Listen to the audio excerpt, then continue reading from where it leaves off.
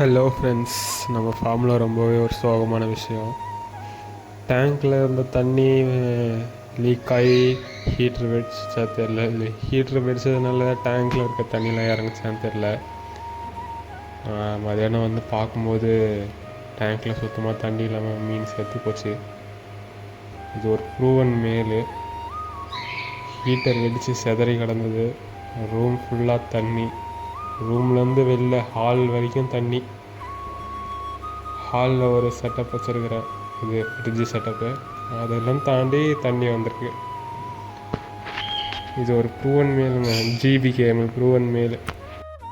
எனக்கு இப்போ என்ன சொல்கிறதுனே தெரில, ரொம்ப கஷ்டமாக இருக்குது. இது கிட்டத்தட்ட ஒரு 8-10 மாதம் பக்கம் நம்ம ஃபார்மில் இருந்ததா.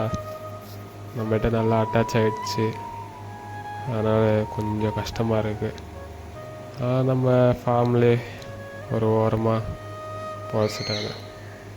இந்த மாதிரி உங்களுக்கு எதாவது சம்பவம் நடந்திருந்தால் கமெண்ட் பண்ணுங்கள்.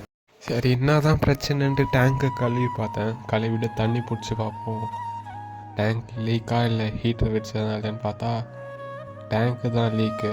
இந்த கம்மு ஃபுல்லாக போயிடுச்சு. அது ஏற்கனவே லீக் ஆகிருக்குன்னு நினைக்கிறேன், நான் பார்க்காம விட்டு இருக்கிறேன். ஆக்சுவலாக நேற்று போகவே இல்லை ஃபார்முக்கு. அது கொஞ்சம் கொஞ்சமாக லீக் ஆகி அப்படியே பெருசாக வீக் ஆகிட்டு இருக்குது. உங்களுக்கு பார்த்தாலே தெரியும் எப்படி தண்ணி லீக் ஆகுதுன்ட்டு. இதனால தான் தண்ணி லீக் ஆகிட்டு ஃபுல்லாக ட்ரைன் ஆனதுக்கப்புறம் தண்ணி இல்லாமல் ஹீட்ரு ஃபுல்லாக ஹீட் ஆகி வச்சுட்டு இருக்குது. இப்போ தான் ரீசன் தெரியுது. இது வந்து ஒரு செகண்ட் ஹேண்ட் டேங்க் தான்.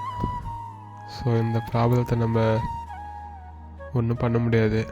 இந்த ப்ராப்ளம் வராமல் இருக்கணும்னா நம்ம டேங்க் வாங்கி கம்மு மறுபடியும் புதுசாக போட்டிருக்கணும்.